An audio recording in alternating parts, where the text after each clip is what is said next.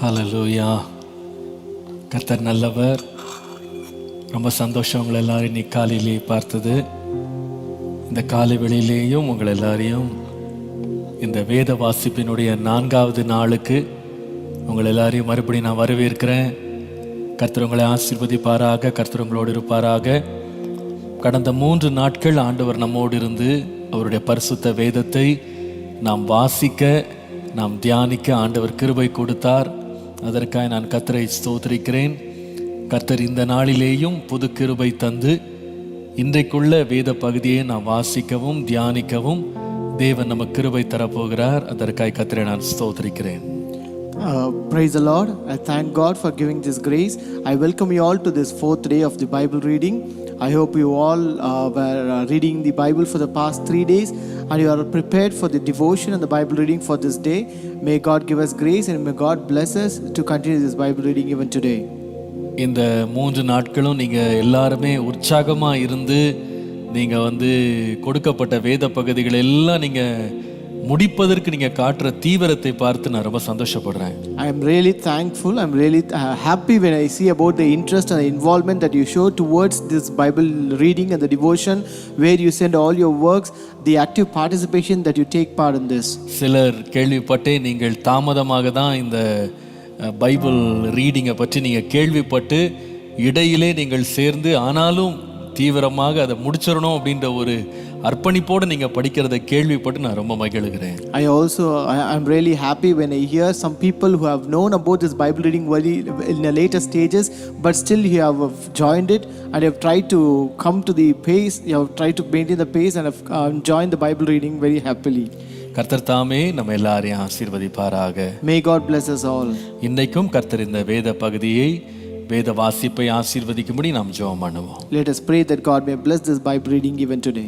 அன்பின் ஆண்டவரே, இந்த காலை வேளையிலே எங்களை முற்றிலுமாய் உம்முடைய சமூகத்திலே நாங்கள் தாழ்த்துகிறோம். A loving God, and this morning how we commit ourselves into your hands, Lord. எங்களுடைய வேத தியானம் ஆசீர்வாதமாய் இருக்கும்படி நாங்கள் ஜெபிக்கிறோம். Lord, we pray that our Bible reading may be blessing to us, Lord. ஆவியானவர் வந்து எங்கள் மனக்கண்களை திறந்தருளுவீராக. May the Holy Spirit descend and open the eyes of our heart, Lord. சித்தத்தை இன்றைக்கு வெளிப்படுத்தும். Let your will be revealed today, Lord. Thank you, Jesus. Thank you, Jesus. வசனம் தியானிக்கையில் இதயமதில் ஆறுதலே, வசனம் தியானிக்கையில் இதயமதில் ஆறுதலே, காரிருளில் நடக்கையிலே தீபமாக வழி நடத்தும், காரிருளில் நடக்கையிலே தீபமாக வழி நடத்தும். அப்படியே செய்யும், வழி நடத்தும். Lord, do as such and lead us, Lord. இயேசுவின் நாமத்தில் பிதாவே. In Jesus' name we pray. ஆமென். கர்த்தர் உங்களை ஆசீர்வதிப்பாராக, கர்த்தர் உங்களோடு இருப்பாராக. May God bless you and may God be with you. நீங்கள் தமிழிலேயும் இங்கிலீஷ்லேயும் நாங்கள் அனுப்புகிற நோட்ஸை நீங்கள் பெற்றுக்கொள்கிறீர்கள் என்று நான் நம்புகிறேன். I also hope that you are receiving all the notes that we send in English and Tamil. நம்முடைய சபையினுடைய வாட்ஸ்அப் குரூப்ல இருக்கிறவங்க எல்லாருக்கும் அது ரெகுலராக அனுப்பப்பட்டு கொண்டே இருக்கிறது. So all who are a part of our church WhatsApp group, it is being sent on a regular basis. மற்றபடி நீங்கள் ரெகுலராக வராதவங்க அல்லது வாட்ஸ்அப் குரூப்பில் இல்லாதவங்களுக்கு ஒவ்வொரு நாள் யூடியூப்பில் இருக்கிற அந்த ப்ரோக்ராம், நம்முடைய இந்த ப்ரோக்ராமினுடைய டிஸ்கிரிப்ஷனில் அதனுடைய கூகுள் டிரைவ் லிங்க் கொடுத்துருக்கோம், நீங்களே டவுன்லோட் பண்ணி கொள்ளும்படியாக. For others who are not part of our WhatsApp group, you can find the link of the Google Drive in the description of the YouTube video and you can click it and you can download the notes. சில பேர் கேட்குறீங்க, pastor எனக்கு மொத்தமாக 66 புஸ்தகத்தினுடைய அந்த முன்னுரை பின்னணி இதெல்லாம் கொஞ்சம் அனுப்பிடுங்க பாஸ்டர் சொல்லி சில பேர் ரிக்வெஸ்ட் பண்ணுறீங்க. Some are requesting us to send the overview and introduction of all the 66 books of the Bible. ஆனால் நான் எல்லாவற்றையும் இன்னும் ஆயத்தம் பண்ணலை. ஒவ்வொரு நாளும் நான் உட்கார்ந்து ஆயத்தம் பண்ணுகிறேன். But I have not prepared for all the books. I am sitting each and every day and preparing for that book on that day. ஆகவே அந்த நாளினுடைய பாடத்தை அந்த நாளைக்கு தான் உங்களுக்கு நோட்ஸ் கிடைக்கும். Therefore you will receive the notes for that day's devotion and the Bible reading on that day only. நீங்க அறிந்திருக்கிறது போல இந்த ப்ரோக்ராம் வந்து 1 மணி நேரம் இருந்தாலும் அதற்கான ப்ரிப்பரேஷன் ரொம்ப அதிகமான நேரம் ஆயத்தத்துக்கு தேவையாக இருக்கிறது. As you know, if though this program is for 1 hour, the preparation behind this is very much.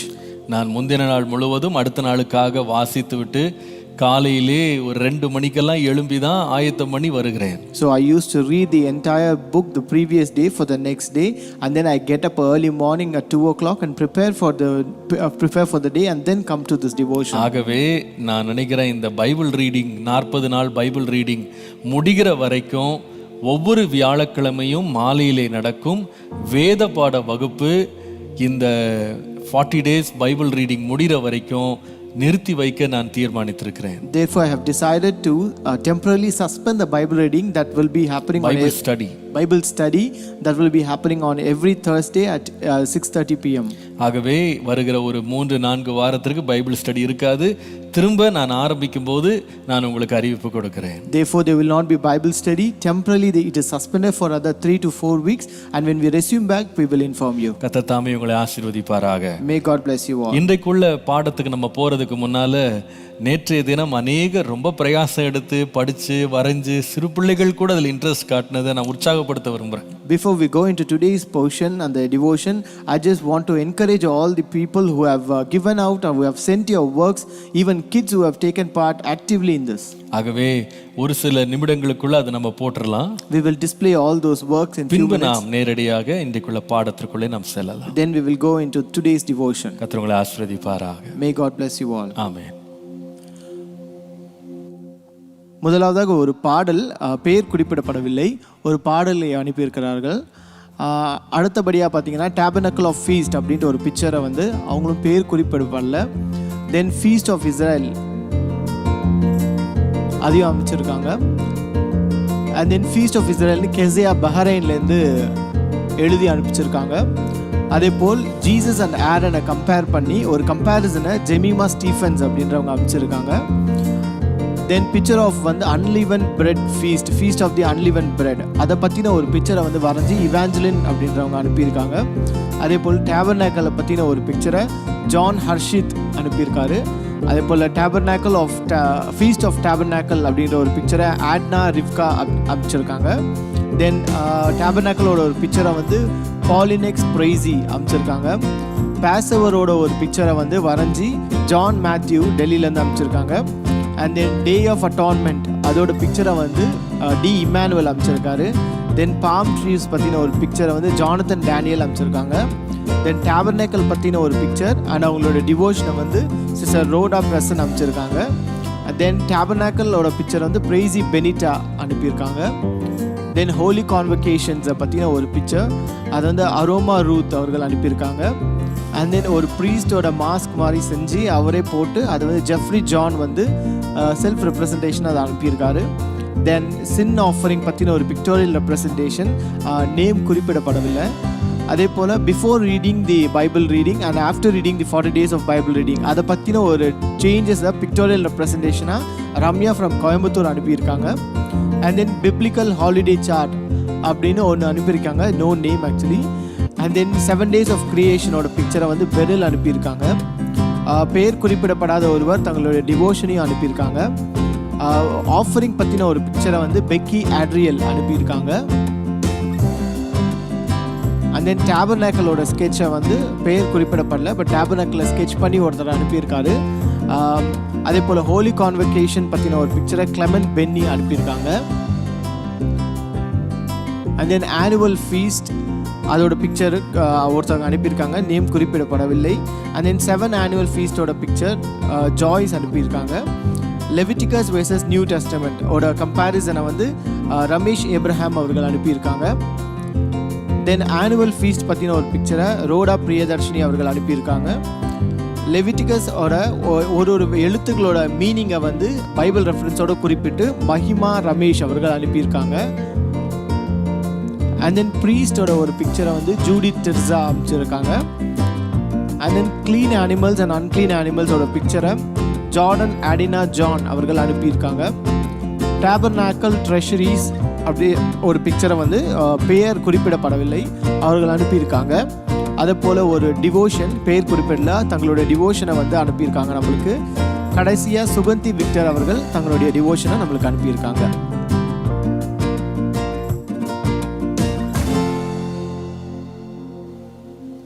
Praise the Lord. ரொம்ப ரொம்ப சந்தோஷம். மறுபடியும் உங்களை நான் வாழ்த்துகிறேன், உங்களை பாராட்டுறேன். நீங்கள் எடுத்துக்கொண்டிருக்கிற இந்த பிரயாசங்களுக்காக, நீங்கள் எடுத்துக்கொண்டிருக்கிற இந்த ஈடுபாடுக்காக கர்த்தரை நான் நன்றியோடு ஸ்தோத்திரிக்கிறேன். கர்த்தர் தாமே உங்களை ஆசீர்வதிப்பாராக. கர்த்தர் உங்களோடு இருந்து உங்களை வழிநடத்துவாராக. அவருக்கு எல்லா துதியும் கனமும் மகிமையும் ஸ்தோத்திரமும் உண்டாவதாக. Once again I want to appreciate you for all the works that you are doing and for the active participation and involvement that you are showing.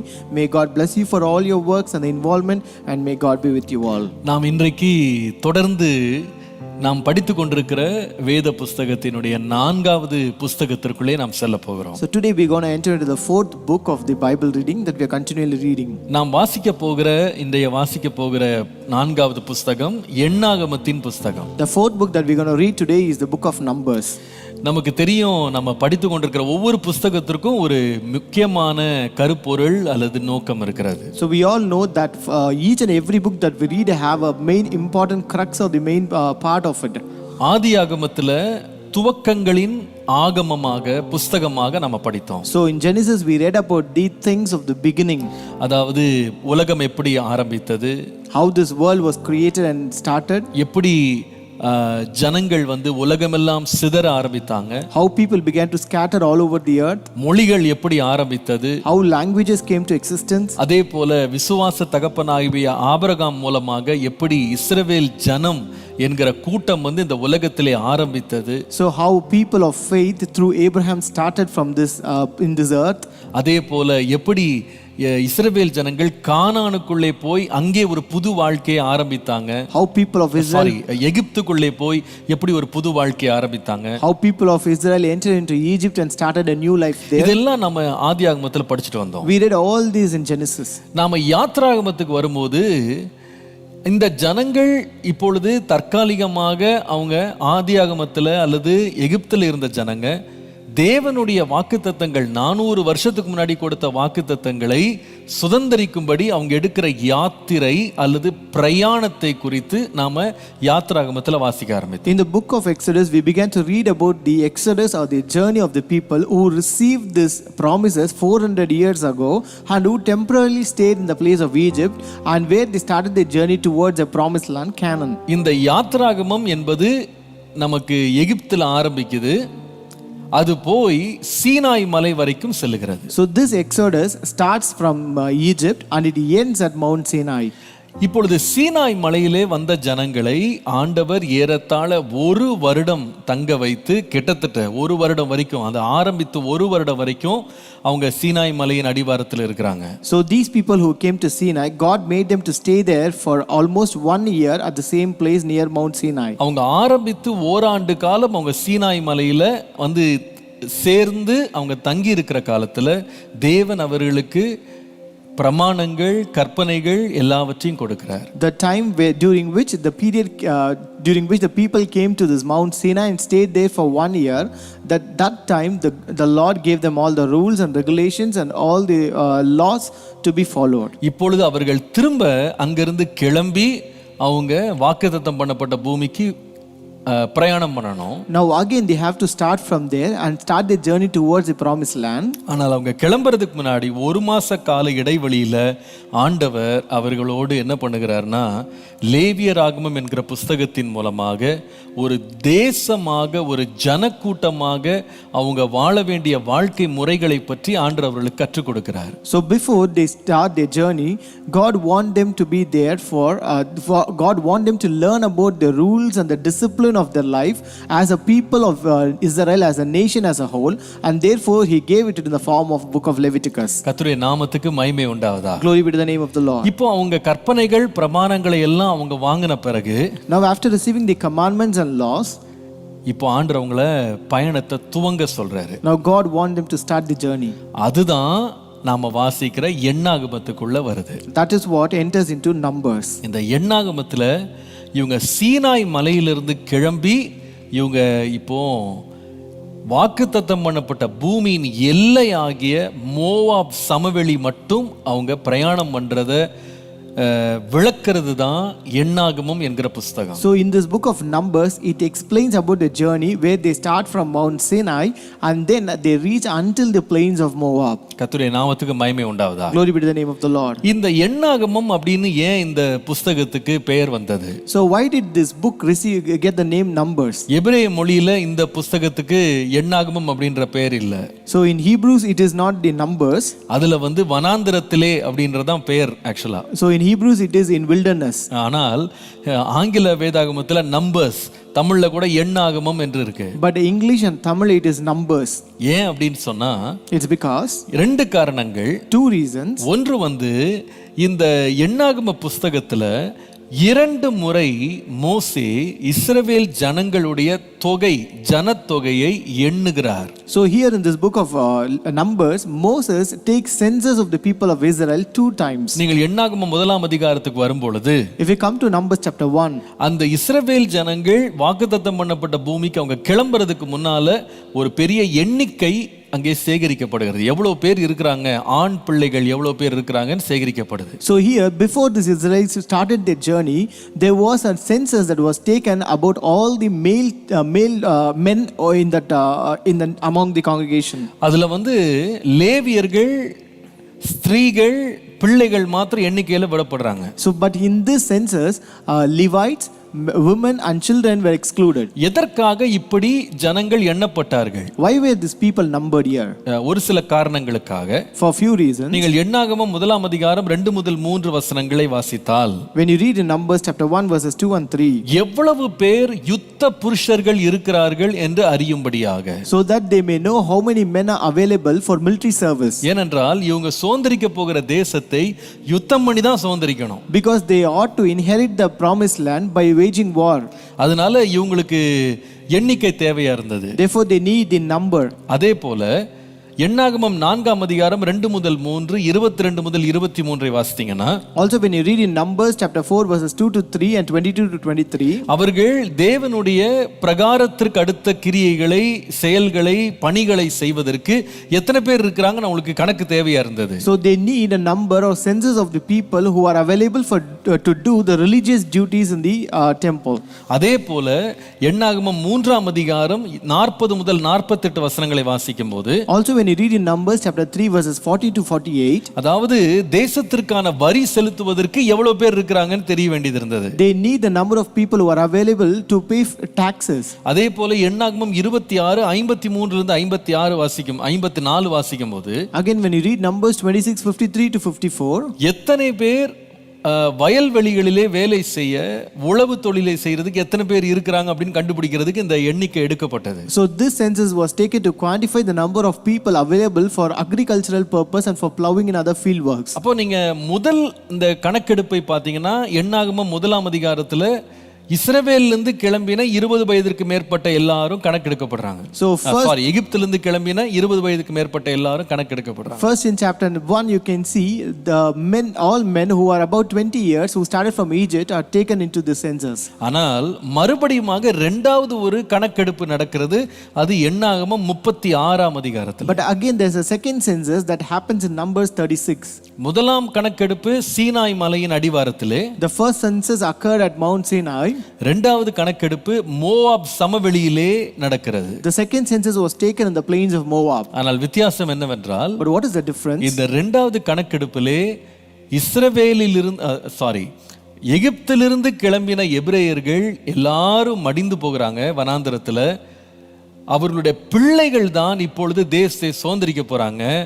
அவர்களை மறுபடியும் கணக்கெடுக்கிறார்கள். But in the second census that is taken in the plains of Moab, all the Hebrews who started from Egypt have already died, and the people who are available are from the new generation who are numbered there. இவ்விதமாக இஸ்ரவேல் ஜனங்களுடைய எண்ணிக்கைகளை சேகரித்ததுனால இந்த புஸ்தகத்துக்கு எண்ணாகமம் என்ற பெயரை வேத வல்லுனர்கள் வைத்தார்கள். Since the numbers or census were taken to quantify the number of individuals available among the Israelites, this book was named as Numbers. என்னுடைய தனிப்பட்ட கருத்து என்னவென்றால், what is my personal opinion? இது ஜனங்களை எண்ணினதினால் மாத்திரமல்ல, it's not only because they numbered the people. நீங்கள் எண்ணாகமம் 33ஆம் அதிகாரத்துக்கு வருவீர்களானால், if you come to Numbers 33, அங்கே இஸ்ரவேல் ஜனங்கள் பாளையம் இறங்கின ஒரு பெரிய பட்டியல் அங்கே கொடுக்கப்பட்டிருக்கிறது. here you can read a list of Israelites who pitched their tent in the wilderness. ஏறத்தாழ 47 இடங்களுடைய பெயர்கள் அங்கே இருக்கிறது. here you can find around 47 places.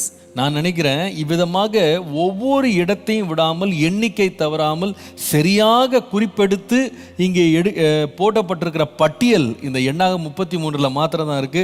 ஒருவேளை அதனால கூட இந்த புஸ்தகத்துக்கு எண்ணாகமம் என்று பெயரிட்டிருக்கலாமோ என்பது என்னுடைய தனிப்பட்ட கருத்து. So based on this, my personal opinion is that since they have numbered the number of places that where they have pitched their tent in, maybe this place would have also been called as number. This book is maybe also called as Numbers. அடுத்தது இந்த எண்ணாகமத்தின் புஸ்தகத்தின் பெயரை கவனித்தோம். So first we saw about the name of this book, Numbers. அடுத்தது இந்த எண்ணாகம புஸ்தகத்தை எழுதினது யார், அதிலே உள்ள சில குறிப்புகளை நம்ம பார்க்கலாம். So next we're going to see about the authorship and facts of this book. நாம் ஏற்கனவே கவனித்துக் கொண்டு வருவது போல முதல் 5 புஸ்தகங்கள் தோரா என்று அழைக்கப்படுகிறது.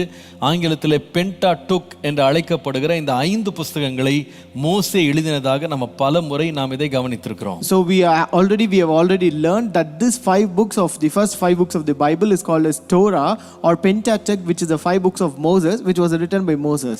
நாம் இது எப்பொழுது எழுதப்பட்டது என்றால் கிறிஸ்துவுக்கு முன் 1440 முதல் 1410 ஆண்டு வரை. So this was written during 1440 to 1410 BC. இதிலே 36 அதிகாரங்கள் இருக்கிறது. There are 36 chapters in this book. 1288 வசனங்கள் இருக்கிறது. And it contains 1288 verses. இது எழுதப்பட்ட காலகட்டம் என்ன? So what is the time period during which it was written?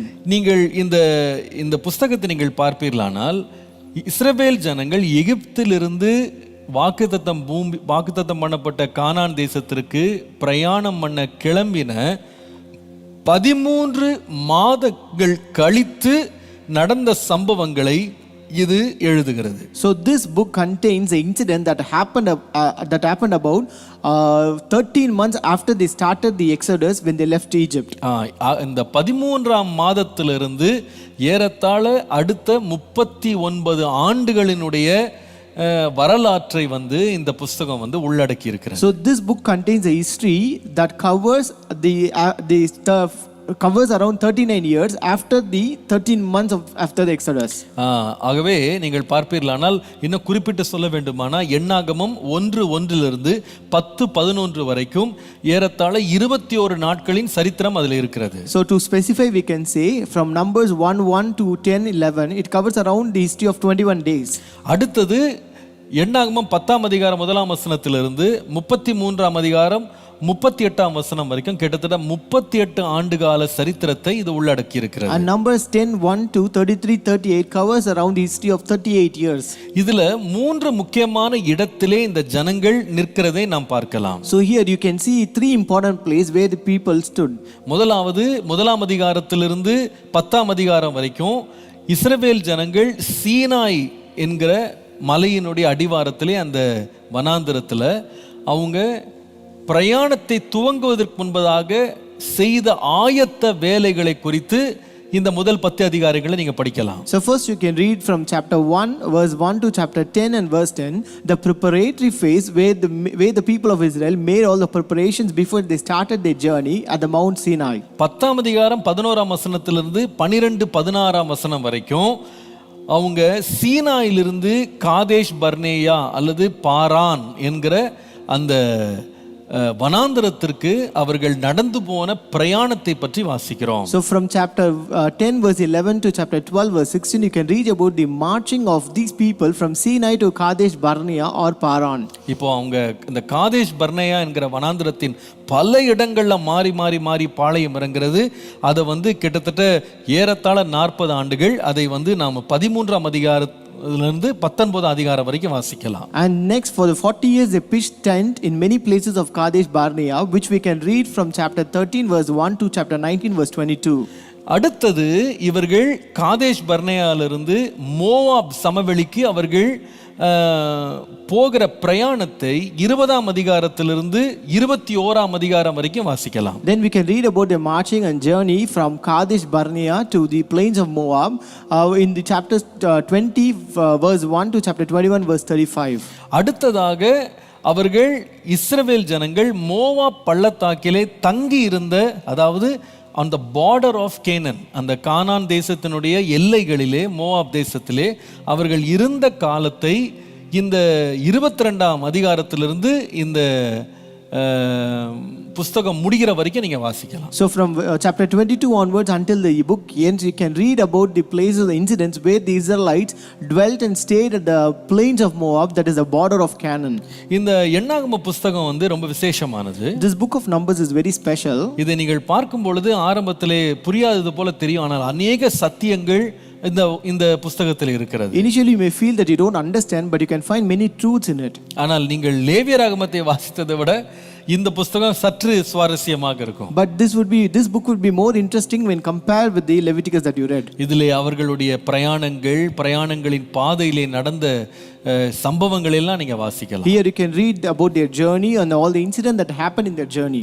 இந்த என்னாகம புஸ்தகத்தில் நடந்த சம்பவங்களை வேதத்தின் பல இடங்களிலே மறுபடியும் குறிப்பிட்டிருக்கிறதை நீங்க பார்க்கலாம். So you can also find this incident that happened in the book of Numbers are again repeated in many places in the other books of the Bible. அந்த ரெஃபரன்சஸ் நீங்க நிறைய புத்தகங்கள்ல வாசிக்கலாம். You can find the references in many other books of the Bible. யோசுவாவிலே என்னாகமத்தில் உள்ள சம்பவங்களை நீங்கள் வாசிக்கலாம். You can read about the incidents of Numbers in Joshua. சங்கீதங்களிலே 106ஆம் சங்கீதம் விசேஷமாக என்னாகமத்திலே ஜனங்கள் தேவனுக்கு விரோதமாய் செய்த குற்றங்கள் எல்லாவற்றையும் அதே சங்கீதத்தில் எழுதப்பட்டிருக்கிறது நீங்க பார்க்கலாம். And in Psalm, especially Psalm 106, you can read about all the wickedness and all the sins the people committed against the Lord. அதே போல யோவான் எழுதின சுவிசேஷம் 3ஆம் அதிகாரம் 14ஆம் வசனத்துல வனாந்தரத்துல தூக்கப்பட்ட சர்ப்பத்தை குறித்து என்னாகமத்தில் உள்ள சம்பவம் அங்கே எழுதப்பட்டிருக்கிறது. Again in John chapter 3 and verse 14 you can read about the bronze serpent which actually happened in the book of Numbers. அதே போல நீங்கள் என்னாகமம் 22 21 34 வரைக்கும் இந்த பீலேயாம் என்கிற தீர்க்கதரிசி அவனுடைய வாழ்க்கையை புதிய ஏற்பாட்டிலே குறைந்தது 3 இடங்களிலே நேரடியாக குறிப்பிடப்பட்டிருக்கிறது. So also when you read in Numbers chapter 22 verses 21 to 34 you can read about the incident of Balaam which is again referred and shown in 3 places in the New Testament. சரி, இந்த புத்தகத்தினுடைய ஒரு மேலோட்டமான ஒரு சம்பவ நிகழ்ச்சிகளை உங்களுக்கு நான் அறிவிக்க விரும்புகிறேன். So I just want to give the overview of the books of the Numbers here. உங்களுக்கு தெரியும், இஸ்ரவேல் ஜனங்களுக்கு தேவன் வாக்குத்தத்தம் பண்ணப்பட்ட தேசத்தை கொடுப்பேன் என்று வாக்குத்தத்தம் பண்ணினது மாத்திரமல்ல, அவர்களை இப்பொழுது எகிப்திலிருந்து விடுதலையாக்கி அவர்களை ஒரு பிரயாணத்திலே ஆண்டவர் ஏற்கனவே துவக்கி விட்டார். So you all know very well that the Lord not only promised their land to the Israelites but also God made them to start their journey to possess the promised land. இப்பொழுது அவர்கள் வாக்கு பண்ணப்பட்ட தேசத்தை சுதந்திரிக்க வேண்டும். Now they ought to possess the promised land. ஆகவே இந்த என்னாகமத்துல ஆரம்பத்தில் என்ன நடக்குன்னா, இதுவரைக்கும் செய்யாத ஒன்று, எல்லாரும் எண்ணப்படுகிறார்கள். So now what happens here which never happened earlier, it is that the people are counted now. இப்பொழுது அவர்கள் வம்சம் வழியாக ஜாதிகள் வழியாக எண்ணப்பட்டு அவரவர்களுக்கு கூட்டம் கூட்டமாக தலைவர்கள் கொடுக்கப்பட்டு அவர்களை எல்லாரையும் ஒரு ஒழுங்குபடுத்துகிறார்கள். Now the people are numbered based on the generation, nations and tribes, and they are the leaders are appointed for each generation and they comes into an order. அதாவது என்ன நடக்கிறது என்று சொன்னால், நடுவிலே ஆசரிப்பு கூடாரம், அதை சுற்றிலும் லேவியர்கள் தங்கி இருக்கிறார்கள், அதை சுற்றிலும் அந்த 11 கோத்திரங்கள் உள்ளவர்கள் அழகாக வரிசைப்படுத்தப்பட்டு பங்கு பங்காக ஆட்கள் ரீதியாக அவருடைய ஜனத்தொகைக்கு ஏற்ற மாதிரி பாளையங்களிலே பகுத்து அவர்கள் பிரித்து அவர்கள் பாளையங்களுக்கு இடங்கள் கொடுக்கப்பட்டு அவர்களுக்கு தலைவர்கள் வைக்கப்படுகிறார்கள். So actually when you see here, the setup is this way. You have the tabernacle in the middle, and which is surrounded by the Levites, and then you have all other tribes which are separated and parted accordingly in various rows, and their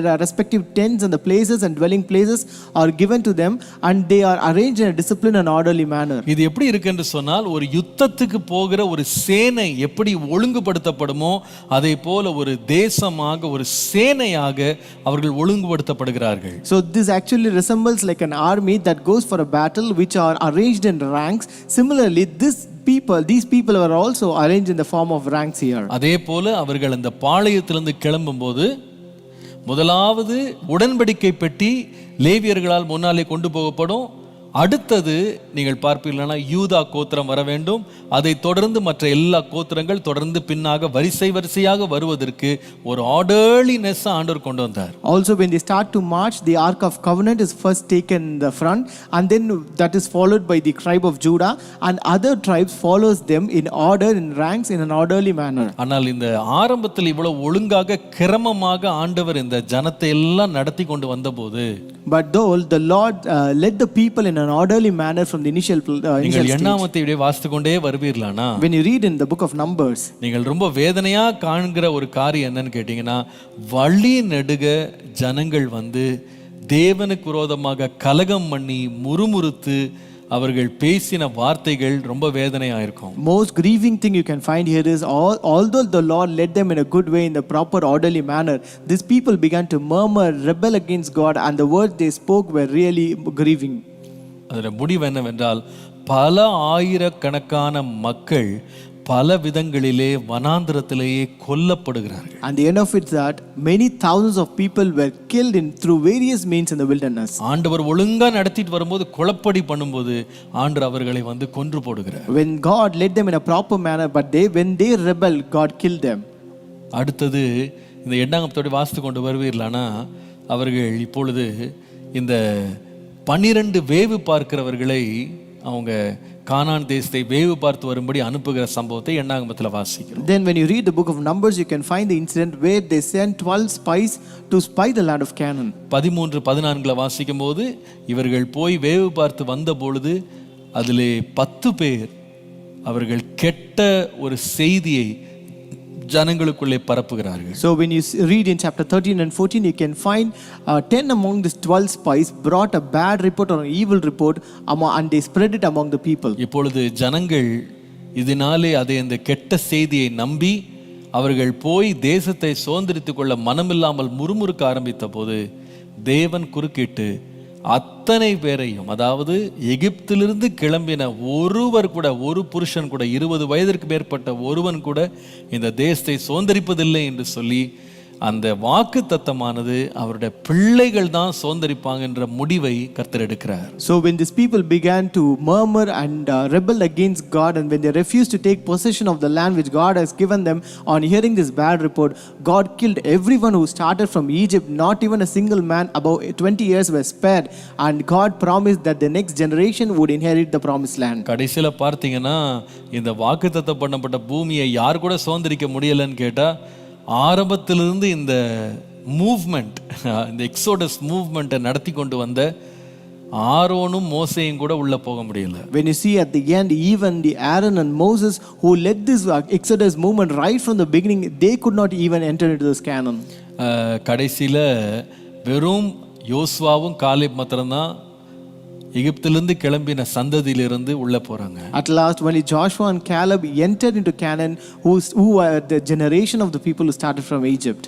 எகிப்திலிருந்து கிளம்பாத வனாந்திரத்தில் பிறந்த பிள்ளைகள் தான் இப்பொழுது வாக்குத்தத்தம் பண்ணப்பட்ட பூமிக்கு உள்ளே போகும்படி அனுமதிக்கப்படுகிறார்கள். Children who did not start their journey in Egypt but who were born in wilderness, they have received this promise and they were allowed to inherit the promised land. நம்முடைய தேவன் ஒழுங்கின் தேவன், கிரமத்தின் தேவன். Our God is a God of discipline and order. அவருடைய கற்பனைகளுக்கு நாம கீழ்ப்படிந்து அவருடைய வழிகளுக்கு ஒப்பு கொடுத்தால் அவர் கொடுத்த வாக்குத்தத்தங்களை எல்லாம் நமக்கு நிறைவேற்றுவார்.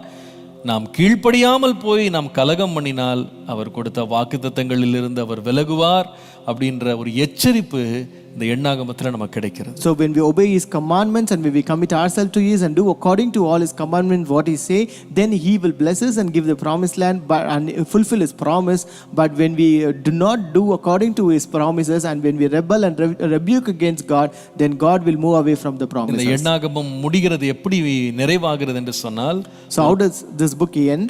ஒரு புது சந்ததி, அதாவது எகிப்திலிருந்து கிளம்பாத சந்ததி, இப்பொழுது பயணத்திலே பிறந்தவர்கள் மோவாபினுடைய தேசத்திலே அந்த எல்லைகளிலே அவர்கள் கானானினுடைய எல்லையிலே, அதாவது யோர்தான் நதியை கடக்க வேண்டிய ஒரு சந்தர்ப்பத்திலே வந்து நின்று கொண்டிருக்கிற ஒரு சந்தர்ப்பத்தோடு இந்த எண்ணாகமும் முடிவடைகிறது. So this book of Numbers ends with the new generation of Israelites who were born in the wilderness, who did not start from Egypt, where they come and rest at the plain of Moab at the border of Canaan, where they are about to cross the Jordan River. கர்த்தருடைய நாமத்துக்கு மகிமை உண்டாவதாக. Glory be to the name of the Lord. இதில் அநேகம் பேசுவதற்கு ஏராளமான காரியங்கள் இருக்கிறது. There are many other things to speak in this. ஆனால் எனக்கு இன்றைக்கு ரொம்ப முக்கியமாக இந்த ஓவர்வியூவில் உங்களோட பேசணும்னு என் மனதில் தோன்றின ஒரு காரியம் வந்து, இந்த எண்ணாகம புஸ்தகத்தின் அருமையான துவக்கம் முழுவதுமாக உடைந்து நொறுங்கி போய் இந்த புஸ்தகத்தின் எண்டில் போறதுக்கு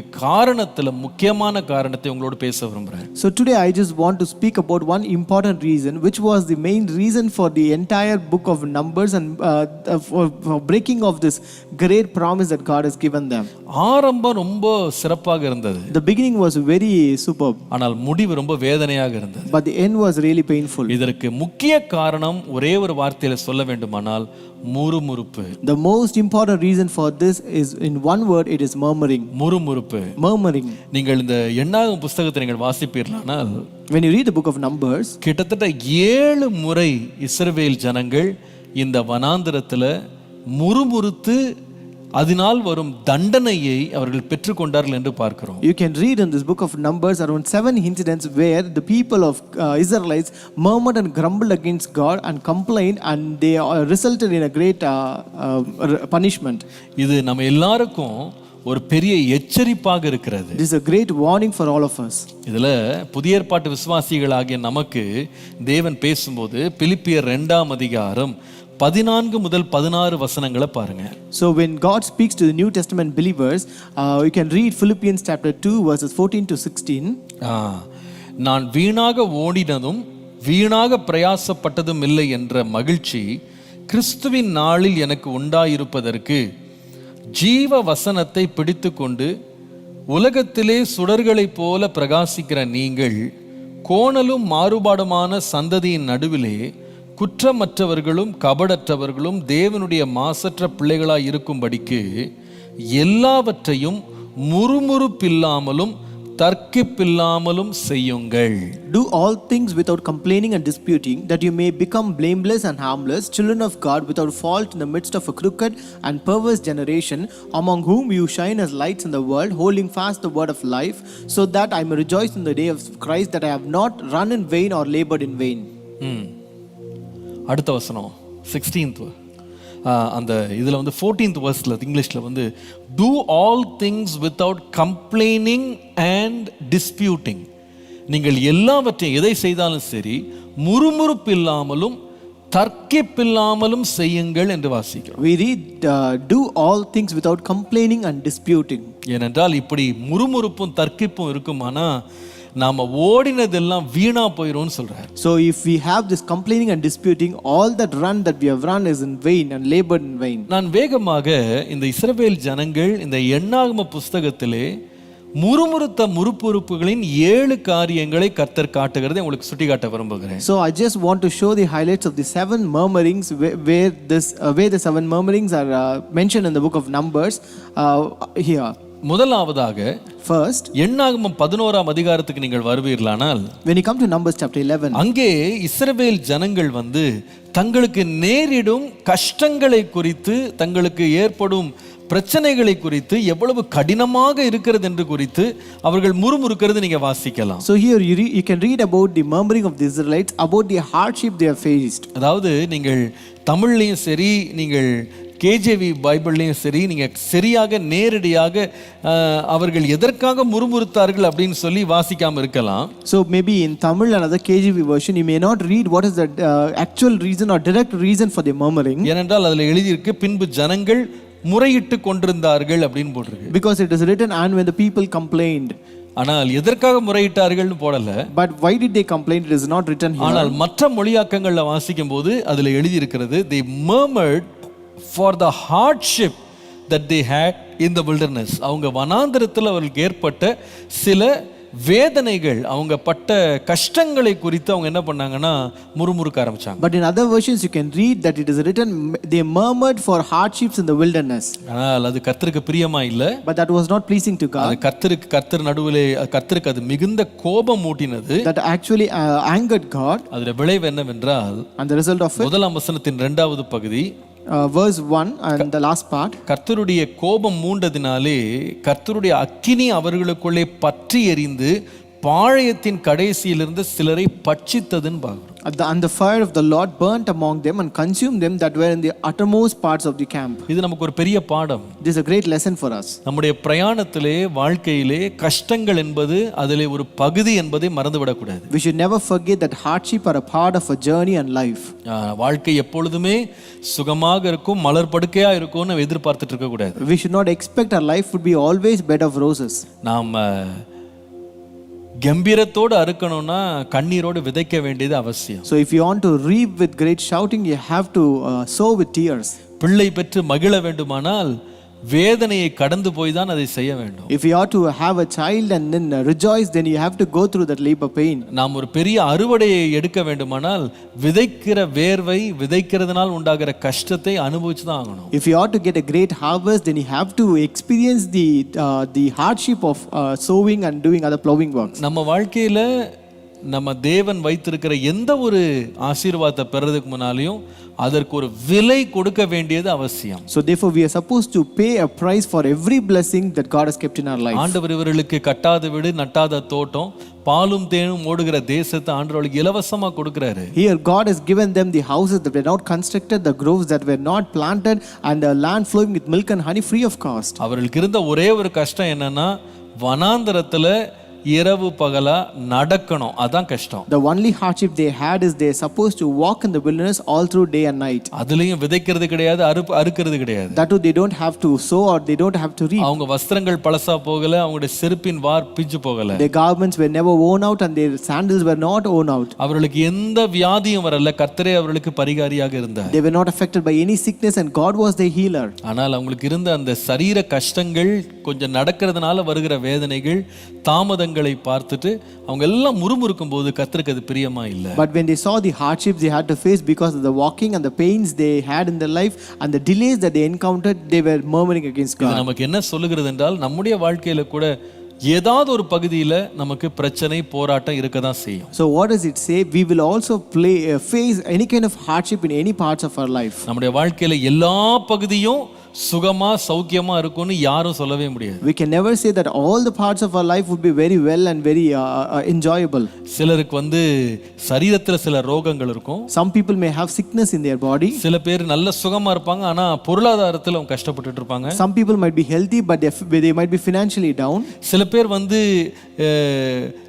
சரீரத்துல மாத்திரம் இல்ல, அவங்க மனதளவுல சில கஷ்டங்களை அவங்க அனுபவிப்பாங்க. Some people may also face some sickness physically and also mentally. சில பேருக்கு அவங்க பிரச்சனை குடும்பத்துல இருக்கும். Some people may have problems in their family. சில பேருக்கு வேலை ஸ்தலத்துல இருக்கும். Some may have problems in their workplace. இப்படி எல்லாருக்கும் ஒவ்வொரு பிரச்சனை இருக்க தான் செய்யுது. So everyone have their own problems. ஆனால் இந்த பிரச்சனைகள் நடுவுல ஒன்றை மாத்திரம் நம்ம செய்யக்கூடாது, முறுமுறுக்க மாத்திரம் கூடாது. But amidst all these problems we should not murmur at all. நான் எந்த நிலைமையில இருந்தாலும் மனரம்யமா இருப்பேன் என்று பவுல் சொன்னது போல நாம் இருக்கணும். Like Paul said, I will be content in whatever situation I may be, and we should be content in everything. நாம் எந்த நிலையிலும் எந்த இடத்துல இருந்தாலும் கர்த்தரை துதிக்கிறதுக்கு நம்ம பழகணும். So whatever state we might be, we must learn to worship God and praise God. நம்முடைய வீடுகளிலே, வேலை ஸ்தலங்களிலே, குடும்பங்களிலே நாம முறுமுறுக்கிற பழக்கம், ஒரு சின்ன பிரச்சனை, ஒரு வேதனைனோடனே வாயை திறந்து சும்மா முணுமுணுத்துக்கிட்டே முறுமுறுத்துக்கிட்டு இருக்கிறது தேவனுக்கு பிரியமில்லாதது தேவனை கோபம் மூட்டுகிறதுன்றதை நம்ம இங்க படிக்கிறோம். So at our homes, at our workplaces, even at in our families, even when we face a small problem, if we start to murmur, then it is not pleasing to God, which we can read here. ரெண்டாவது ஒரு முறுமுறுப்பை நம்ம எண்ணாகமத்துல வாசிக்கிறோம். There's a second kind of murmuring we can read in Numbers. அதே எண்ணாகமம் 11ஆம் அதிகாரம் 4ஆம் வசனம் முதல் 15ஆம் வசனம் வரைக்கும் வாசித்தீங்கன்னா we can read Numbers 11 verses 4 to 15. அவங்க எதை குறித்து முறுமுறுத்தாங்கன்னு சொன்னா அவருடைய ஆகாரத்தை குறித்து முறுமுறுத்தாங்க. Here they murmured about food. 6ஆம் வசனத்துல In verse நம்முடைய உள்ளம் வாடி போகிறது, இந்த மன்னாவை தவிர நம்முடைய கண்களுக்கு முன்பாக வேறு ஒன்றும் இல்லையே என்று சொன்னார்கள். But now our soul is dried away, there is nothing at all beside this manna before our eyes. 5ஆம் வசனத்துல In verse 5, எகிப்திலே கிரயமில்லாமல் சாப்பிட்ட மச்சங்கள், வெள்ளரிக்காய்கள், கொம்மட்டிக்காய்கள், கீரைகள், வெங்காயங்கள், வெள்ளை பூண்டுகளை நினைக்கிறோம். we remember the fish which we did eat in Egypt freely, the cucumbers, the melons, the leeks and the onions and the garlic. ரெண்டாவது அவங்க முறுமுறுப்பு வந்து சாப்பாடை பத்தி. Second, they murmured about food. எங்களுக்கு மாம்சம் கிடைக்கல, we never had meat to eat. இருக்கிறதுக்கு நன்றி சொல்லாம இல்லாதவைகளை குறித்து முறுமுறுத்து கொண்டிருந்தாங்க. They were never thankful and grateful for what they had, but they were murmuring about the things which they did not receive. அவங்க அழுகிறத கேட்டு ஆண்டவர் என்ன பண்ணாருன்னா அவங்க இச்சித்த போஜனத்தை அவர்களுக்கு கொடுத்துட்டாரு. So when God saw them crying out for that, God gave them the food that they lusted after. அவர்கள் பாளையமெங்கும் காடைகள் வந்து விழுந்துருச்சு. So they had the quails all over their camps.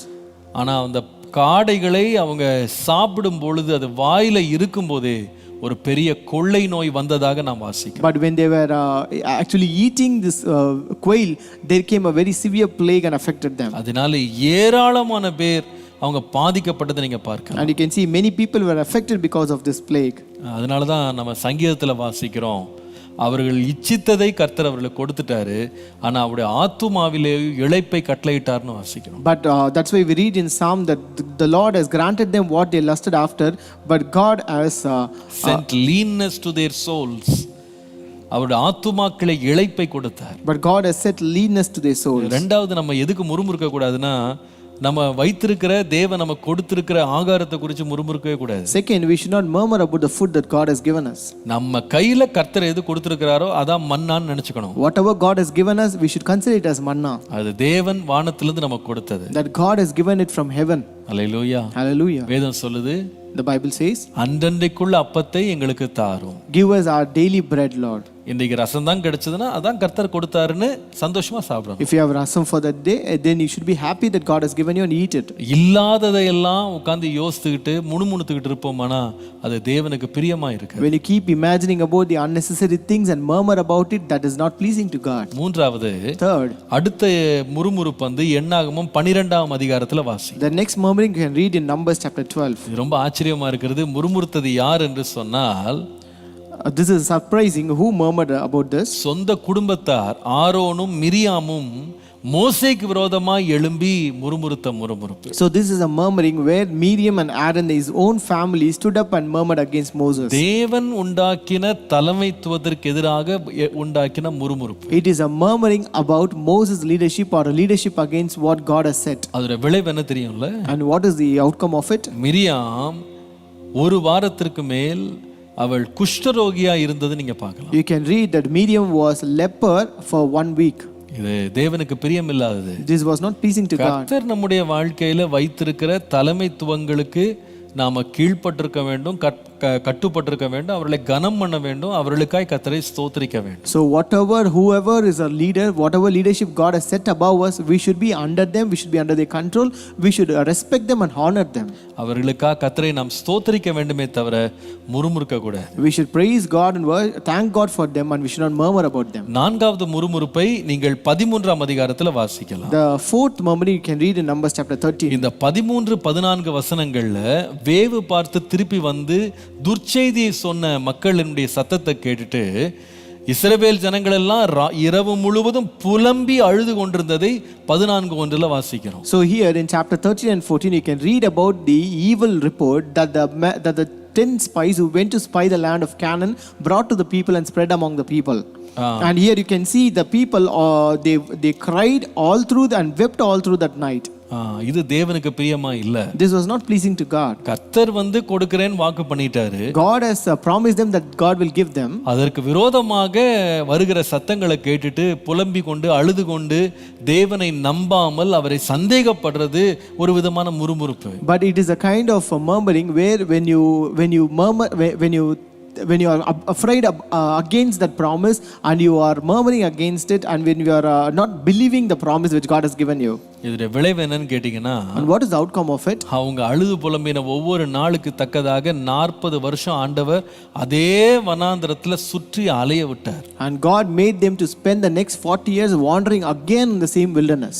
எது வரைக்கும் சொன்னா, அவர்கள் அத்தனை பேரும் அழிந்து போகிற வரைக்கும் அவர்களை சுத்த விட்டார். Until all of them died, God made them to wander in the wilderness. அடுத்த ஒரு முறுமுறுப்பை எண்ணாகமம் 16ஆம் அதிகாரத்துல வாசிக்கலாம். The next murmuring you can read in Numbers chapter 16. இது பாத்தீங்கன்னா கோராகின் புத்திரர் எழும்பி மோசேக்கு விரோதமாக முறுமுறுக்கிறத பார்க்கிறோம். So here you can see Korah's sons who rose up against Moses and murmured against Moses. அங்கே நீங்க பார்க்கும்போது அவர்கள் ஆரோனை வந்து மோசே அசட்டை பண்ணி அவர்களுக்கு விரோதமாய் கலகம் பண்றாங்க. So here they murmured by despising Moses and Aaron's leadership, and they were rebelling against them. அதோட விளைவு என்னவென்றால் பூமி பிளந்து அத்தனை பேரையும் உள்ள இழுத்துருச்சு. And the end of it was the land was parted in two and it consumed all the Korah sons. ஆறாவதாக முறுமுறுப்பை வந்து எண்ணாகமம் 20ஆம் அதிகாரத்துல வாசிக்கிறோம். And the sixth murmur you can read in Numbers chapter 20. அங்கே பாத்தீங்கன்னா தண்ணீர் இல்லை என்று ஜனங்க முறுமுறுக்கிறாங்க. Here you can read that the people murmured for water. இதோட விளைவு என்னன்னு கேட்டீங்கன்னா, And what is the outcome of this? தங்களை நடத்தி வந்த மோசேக்கே எரிச்சலும் கோபம் வந்து, பூமியிலேயே மிகுந்த சாந்தமுள்ள மனுஷனுக்கே கோபம் வந்து, அவன் அந்த கண்மலையை பார்த்து ஆண்டவர் பேசுன்னு சொன்னா, அவன் அந்த கண்மலையை 2 முறை அடித்து தானும் வந்து அவர்களோடு அந்த வாக்குத்தத்தம் பூமியில போக முடியாதபடி அவன் வெளியே தள்ளப்படுகிறது நீங்க பார்க்கலாம். So as a result of the murmuring of people for water, even Moses became furious, and his anger was represented in the way where God asked him to speak to the rock, but he struck the rock twice, and as a result he was actually prohibited from entering the promised land. நீங்கள் எண்ணாகமம் 21ஆம் அதிகாரத்துக்கு வரும்போது 7வது முறை அவங்க செய்த முறுமுறுப்பை படிக்கலாம். When you come to Numbers chapter 21, you can read the 7th murmuring.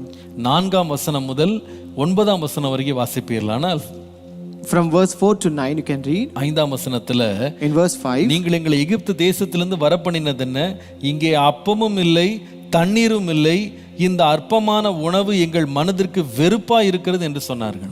And the people spake against God and against Moses, wherefore have you brought us up out of Egypt to die in the wilderness? For there is no bread, neither is there any water, and our soul loatheth this light bread. அதோட முடிவு என்ன? And what is the outcome of this? அடுத்த வசனம் 6ஆம் வசனம் வாசித்தீங்கன்னா, ஆண்டவர் கொள்ளிவாய் சர்ப்பங்களை ஜனங்களுக்குள்ளே அனுப்பி அதனுடைய விளைவு அநேக ஜனங்கள் செத்து போனார்கள். So and the next verse says, and the Lord sent fiery serpents among the people, and they bit the people, and many people died. இது எல்லாத்தையும் நம்ம படிக்கும்போது ஒரு பெரிய எச்சரிப்பு நமக்கு இருக்கு. When we read this, it is a great warning for us. நல்லா கவனிக்கணும் நீங்க. Listen carefully. ஒருவர் முறுமுறுப்பை தன்னுடைய வாழ்க்கையில தொடர்ந்து செய்யும்போது, when a person continually murmurs in his life, இந்த எண்ணாகமத்துல ஆண்டவர் எல்லாரையும் கொண்டு வந்து ஆண்டவர் எல்லாரையும் ஒழுங்குபடுத்தி வாக்குத்தத்தம் எல்லாம் கொடுத்து கூடவே வந்தா கூட அவங்க ஆசீர்வதிக்கப்படல. Though God ordered all the people, brought them in a disciplined, orderly manner, and brought them and gave them the blessing, but they were not blessed. 3 விளைவுகள் மெயினா அவங்க வாழ்க்கையில் நடந்தது. There were 3 outcomes that happened in their life. முதலாவது நான் சொல்லுவேன், first I would tell, கர்த்தர் அவர்களை அலைந்து திரிய பண்ணினார். The wandering that happened. God made them to wander, the wandering that happened because of murmuring. இந்த மேப் நீங்க பாத்தீங்கன்னா, when you see the map here, அதுல நான் போட்டிருக்கேன், அது எப்படி ஜனங்கள் பாத்தீங்கன்னா தேவன் கொடுத்த அந்த தேசத்தை சுதந்தரிக்க முடியாததுனால அவங்க அங்கும் இங்கும் அலைந்து திரிந்து அவங்க வந்து ஏறத்தாழ 40 ஆண்டுகள் அவங்க எதிலையுமே செட்டில் ஆக முடியாம பரதேசிகளை போல அலைந்து திரிகிற ஒரு பயணத்தை நீங்க பார்க்கலாம். So here you can see in this map how these people, they were not able to settle in any places, they were not able to possess the land that God has promised them, and therefore they were wandering for the next 40 years all through the places, and they never settled, and they were like pilgrims all the way. எண்ணாகமத்தில் 33ஆம் அதிகாரத்தில் வாசிக்கும் போது ஏறத்தாழ 47 இடங்கள்ல மாறி மாறி மாறி அவங்க பாளையம் இறங்கி கடைசியில அவங்க தேசத்துக்கே போக முடியாம ஆயிடுச்சு. So when you read in chapter 33, you can find where they pitched their tent in almost 47 places, and where they could not enter the promised land at the end. இதெல்லாம் நடப்பித்ததுக்கு காரணம் என்னன்னு கேட்டா, உடம்புல சுகம் இல்லாததுனால இல்ல, ஆண்டவர் செய்ய முடியாதனால இல்ல, அவங்க வாயில இருந்த முறுமுறுப்பு. The reason for this wandering is not because of their unhealthy nature, or not because of the God was not able to do it, but it is because of the murmuring that they had. ரெண்டாவது அவர்கள் வாழ்க்கையில அவங்க இந்த முறுமுறுப்பினால அவங்களுக்கு ஏற்பட்ட ரெண்டாவது பக்க விளைவு என்னவென்று பின்விளைவு என்னன்னு சொன்னா, வேஸ்டட் லைஃப் டைம். அவங்க வாழ்க்கையில இத்தனை நாள் வாழ்ந்து எந்த பிரயோஜனம் இல்லாமல் வாழ்க்கை மாறி போனதை நீங்க அதுல பார்க்கலாம். So the second consequence you can find out because of their murmuring is that the wasted life. The wasted life. 40 ஆண்டு நடக்கறாங்க. They walk for 40 years. என்னப்பா நாட்டுல போய் சேர்ந்துட்டீங்களா? Have you reached your place? வாக்குத்தத்தத்தை சுதந்திரிச்சிட்டீங்களா? Have you inherited your promise? ஒண்ணுமே இல்ல. No, not at all. ஒண்ணுமே இல்ல. எல்லாம் வெறுமை. Everything is empty. எல்லாம் வெறுமை. Everything is empty. இவ்வளவு பெரிய அதிசயங்கள் அற்புதங்களோடு ஆரம்பிச்சிட்டு 40 ஆண்டு நடந்து முடிச்சிட்டு அவங்க கொடுக்கப்பட்ட வாக்குத்தத்தங்களை அவங்களால பார்க்க முடியல. So having they started the journey, and where they wandered around for 40 years and receiving all the promises, but they were not able to see the promised land. அவருடைய வாழ்க்கையை நீங்க முடிஞ்ச போது பார்த்தீங்கன்னா அவங்களுக்கெல்லாம் கல்லறை கூட இல்லாம இறந்து போயிட்டாங்க. So when you see the end of their life, they died that they never had any graves even. இந்த முறுமுறுத்து தங்க லைஃபை இழந்தது மாத்திரம் இல்ல. So by murmuring, they not only wasted their lives, தேவன் அவர்களுக்கு கொடுத்த தலைவர்களை கூட அவங்க இழந்துட்டாங்க. they also lost their own leaders that God has set over them. நான் சொன்னேன்ல, ஆரோனையும் அவங்க இழந்து மோசேயும் வாக்குத்தத்தம் பண்ணப்பட்ட தேசத்துல பிரவேசியாமலே போயிட்டாங்க. So as I told you, they lost Aaron and also Moses, who could not enter into the promised land. இது ரொம்ப பரிதாபமான ஒரு நிலைமை. It is really a pathetic situation. நான் சொல்லுவேன், நம்முடைய தனிப்பட்ட வாழ்க்கையில, குடும்பத்துல, நம்முடைய வேலையில, ஊழியத்துல, எதுவா இருந்தாலும் சரி, I would tell you, even it might be your personal life, your family, your workplace or ministry, எந்த இடத்துலயும் முறுமுறுக்காதீங்க. don't murmur anywhere. எப்பொழுதும் கர்த்தரை ஸ்தோத்திரம் பண்ணுங்க. Always keep praising God. முறுமுறுப்பதினால எந்த நன்மையும் வரப்போகிறது இல்லை. You are not going to get any good because of this murmuring. முடிவு என்னன்னு சொன்னா, நம்முடைய வாழ்க்கை வீணாதான் போகும். The end would be, our life would be wasted. கர்த்தரை நான் எக்காலத்திலும் ஸ்தோத்திரிப்பேன், அவர் துதி எப்பொழுதும் என் வாயில இருக்கும் என்று சொல்லப்பட்ட வார்த்தையை நம் வாழ்க்கையில் எப்பொழுதும் கடைபிடிக்கணும். I'll praise the Lord at all times, and his praise shall be in my mouth at all times. Let us follow this verse in our life. யோபுவினுடைய வாழ்க்கையில வராத துன்பங்கள் இல்லை. So it is not the Job, there is no other problems like Job, who faced so many problems in our life.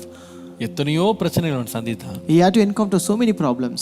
ஆனால் வாயினால் அவன் பாவம் செய்யவே இல்லை. But he never cursed or sinned by his mouth. அவன் வாயை திறந்து கர்த்தரை சபிக்கல, அவன் தூஷிக்கல, அவன் முறுமுறுக்கல. He never cursed God, he never murmured against God.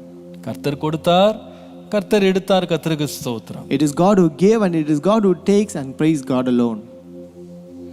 நம்முடைய வாழ்க்கையில் அப்படி ஒரு துதி இருக்கணும். So we should have such a kind of praise in our life. இந்த எண்ணாகமம் நமக்கு ஒரு பெரிய எச்சரிப்பை தர, பெரிய warning. This numbers gives us a great warning.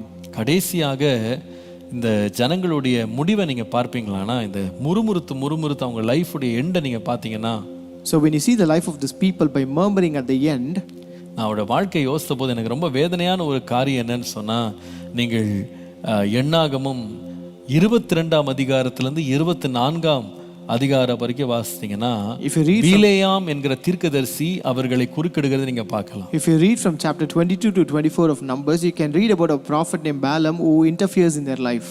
அதாவது இவங்க மோவாபினுடைய எல்லைக்கு வந்த உடனே மோவாப் ராஜா இவர்களை குறித்து பயந்து போய் பிலேயாம் என்கிற மனுஷனை அவன் கூலிக்கு அமர்த்தி இஸ்ரவேல் ஜனங்களை சபிக்கும்படி சொல்லுகிறான். So here, when the people arrived at the plain of Moab, at the territory, so this king of this Moab. king he appointed this Balaam to for wages to curse against his people. அப்போ இவன் இந்த சபிக்கிறக்கா வந்தவனை கூட ஆண்டவர் சபிக்க விடாம, ஆண்டவர் எவ்வளவு இரக்கமுள்ளவர் பாருங்க. See how சபிக்க விடாம 3 முறை அவன் சொன்ன தீர்க்க தரிசனங்கள்லையும் அவன் வாயை திறந்து இஸ்ரவேல் ஜனங்களை ஆசீர்வதிக்கும்படி தான் கர்த்தர் வைத்தார். See how merciful was our God, where when he opened his mouth to curse people for 3 times, for all the 3 times he was actually blessing the people. ஆனால் அவன் வாயை திறந்து ஆசீர்வதித்தாலும், But though he opened his mouth and blessed the people, கர்த்தரே வந்து சபிக்கிறதுக்கு இடம் கொடுக்காம ஆண்டவர் வார்த்தைகள் எல்லாம் மாற்றி விட்டாலும், even when God did not give room for him to speak the words of cursing, but changed it into blessing. ஆனால் அவருடைய முறுமுறுப்பு அவங்களை எங்க கொண்டு போய் விட்டுச்சுன்னு கேட்டீங்கன்னா, But where did the murmuring lead them to?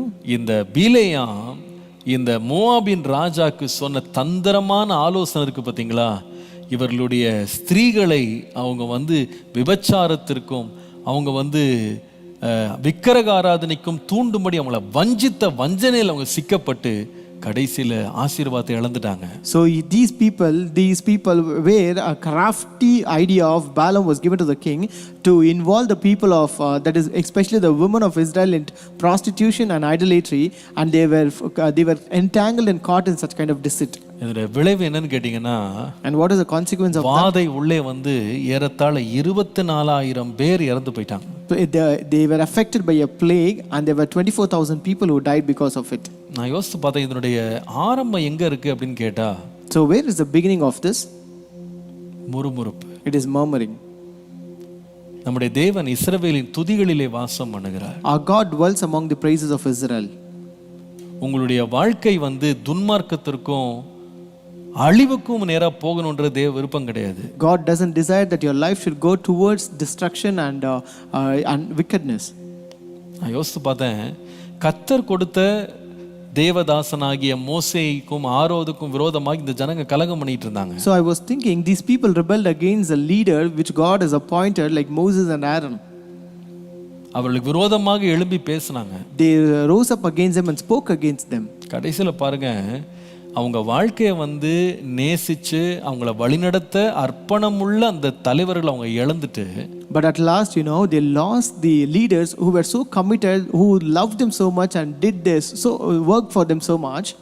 கடைசியில் அவர்களுக்கு பதிலாக வஞ்சிக்கிற பீலேயாம் போன்றவருடைய ஆலோசனையினால் நடத்தப்பட்டு துன்மார்க்கத்துக்கு தங்களை விற்று போட்டாங்க. But at last, led by this deceitful Balaam's advisors and counsels, and they just sold their life to wickedness. நம்முடைய வாழ்க்கையில் இது ஒரு பெரிய எச்சரிப்பு. It is a great warning to our life. உங்கள் நோட்ஸில் வந்து இதை தொடர்ந்து நான் வந்து இந்த எண்ணாகமத்தினுடைய ஒவ்வொரு அதிகாரத்திலேயும் சம்பவங்கள் எப்படி வந்திருக்கிறது என்று சொல்ற ஒரு டோட்டல் அவுட்லைனை கொடுத்திருக்கிறேன். So following your notes, you can find the outline of Numbers, where in each chapter whatever incidents you can find are being listed there. நீங்க அதை வாசித்து பாருங்க. You can read that. நீங்க எண்ணாகமத்தை வாசிக்கும் போதே சைடுல அந்த அவுட்லைனை வச்சு அப்படியே படிச்சுட்டே வாங்க, அப்போ உங்களுக்கு ஈஸியா விளங்கும். As you read the book of Numbers, keep this outline on the side of your Bible, and then read all this accordingly. இந்த எண்ணாகமத்தினுடைய 36 அதிகாரங்களை இன்னைக்கு வாசித்து முடிச்சிருக்கு தீர்மானம் எடுங்க. So make a decision to complete the 36 chapters of Numbers today. இந்த உற்சாகத்தை விட்டுறாதீங்க.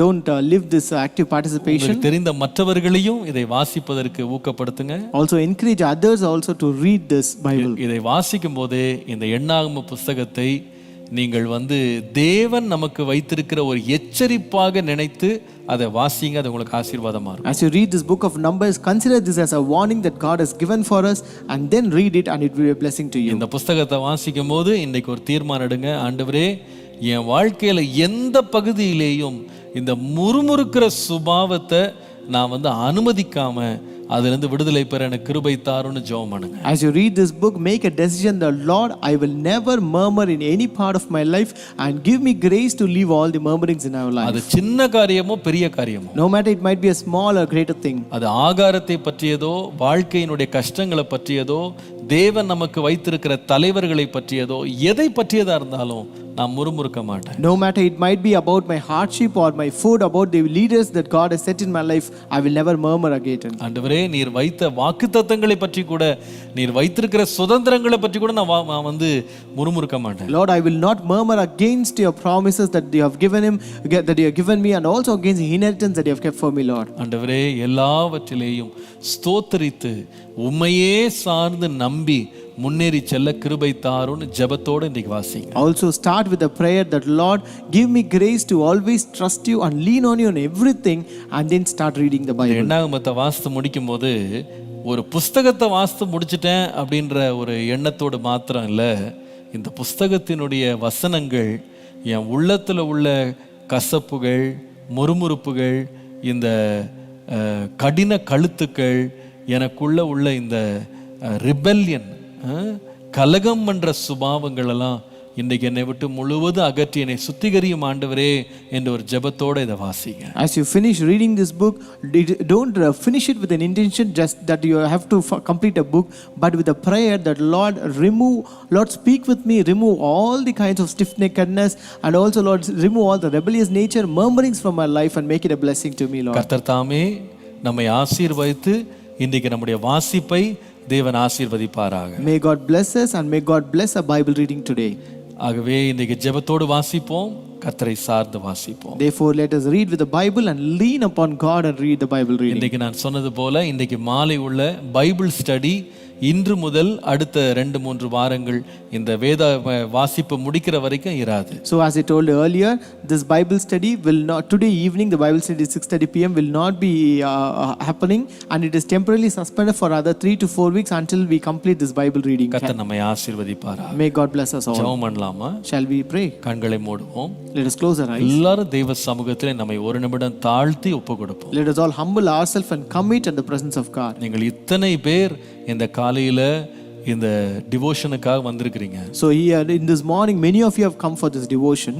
இந்த நாளிலே கர்த்தர் நம்மோடு ஆழமாக இடைபடும்படி நாம் ஒப்புக்கொடுப்போம். Let us commit ourselves that God may minister with us deeply in this morning. நாங்கள் வாசிக்கிறவர்களாய் மாத்திரமல்ல, Not only readers of this book. ஆண்டவரே, எச்சரிப்படைந்து உணர்வடைந்து எங்கள் வாழ்க்கைகளை நாங்கள் சீர்படுத்த கிருபை தாரும் என்று கேட்போம்.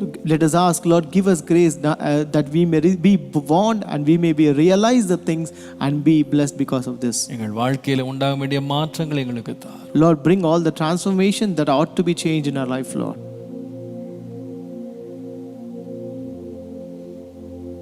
ஜீவனுள்ள தேவனே,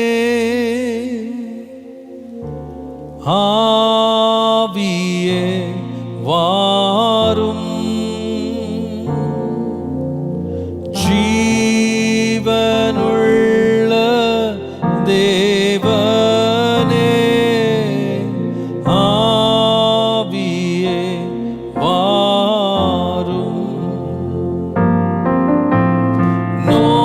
நோருக்கும் ஊருக்கும் உருவாக்கி நீரப்போம், ஜீவனுள்ள தேவனே, ஆவியே வாரும். பரிசுத்தமுள்ள பிதாவே, இந்த கால வேளையிலே நாங்கள் தியானிக்கிற வாசிக்க போகிற இந்த எண்ணாகம புஸ்தகத்தை உம்முடைய கரத்திலே நாங்கள் வைக்கிறோம். Our holy God, in this early morning hour, Lord, we commit this book of Numbers that we have devoted and which we are going to read, Lord. Lord, ஆண்டவரே, இன்றைக்கு நாங்கள் கேள்விப்பட்டோம், எச்சரிப்படைந்தோம், இந்த இஸ்ரவேல் ஜனங்களுடைய முறுமுறுப்பு எவ்வளவாய் உம்மை கோபமூட்டினது. Lord, today we learned and we heard that and we were warned how this murmuring of people of Israel angered you, Lord. அவர்கள் பெற்றுக்கொண்ட ஆசீர்வாதங்களை கூட, பெற்றுக்கொண்ட வாக்குத்தத்தங்களை கூட சுதந்திரிக்க முடியாதபடி அவர்களுடைய கூடாரங்களில் இருந்த முறுமுறுப்புகள் எவ்வளவு பயங்கரமானது. How terrible are the murmurings that stopped the blessings and the promises that they received in their life, Lord. இன்றைக்கு எங்களுடைய நாவுகளை சுத்திகரியும். Lord, today cleanse our tongues, Lord. எங்களுடைய உள்ளங்களை நன்றியினால் நிரப்பும். Lord, fill our hearts with a grateful heart, Lord. ஆண்டவரே, எங்கள் வாயிலிருந்து எங்கள் இருதயத்திலிருந்து எப்பொழுதும் உம்மை நோக்கி துதி மாத்திரம் ஏறெடுக்கப்படட்டும். Lord, let only praises be coming out of our mouths and hearts to you, Lord. எல்லாம் உம்முடைய கரத்திலிருந்து வருகிறது. We have received everything from your hand. அதை குறித்து நாங்கள் குறை சொல்லி முறுமுறுத்து அதை குறித்து நாங்கள் எப்பொழுதும் ஏளனமாய் பேசாதபடி நன்றி உள்ளவர்களாய் உம்மையே சார்ந்து முன்னேற கிருபை தார். Lord, let us not murmur, or Lord, let us not complain about the things that you have given us, Lord, but Lord, let us trust and lean upon you and proceed in our life. நீர் நல்லவர், எங்களுக்கு நன்மை மாத்திரம் செய்கிறவர். Lord, you are good and you always do good to us, Lord. அதை எப்பொழுதும் எங்கள் வாயினால் அறிக்கை செய்து எங்கள் உள்ளத்திலே விசுவாசித்து உம்மை சார்ந்து வாழ கிருபை தார். Lord, give us grace that we may confess it all times and that we may trust it and lean on you alone and live our life, எங்களை Lord. ஆசீர்வதியும் வழி நடத்தும். Bless us and lead us, Lord. இன்னைக்குள்ள வேத வாசிப்பை ஆசீர்வதியும். Lord, bless the Bible reading today, Lord. தொடர்ந்து எங்களோடு இடைப்படும். Do minister with us continually. இயேசுவின் நாமத்தில் பிதாவே. In Jesus' name we pray. Amen. God bless you all. God be with you. வந்த அனைவருக்கும் நன்றி. தொடர்ந்து வாசிங்க. கர்த்தர் பெரிய காரியங்களை செய்வார். ஆமென். ஆமென்.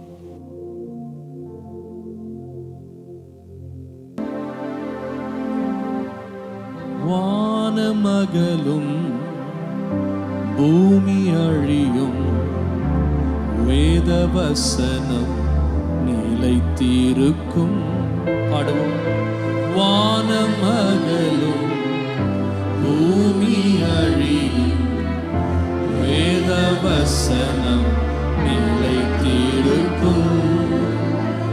பரமன் வேதம் எனது செல்வம் பரவசம் நீதம் அருளும். பரமன் வேதம் எனது செல்வம் பரவசம் நீதம் அருளும்.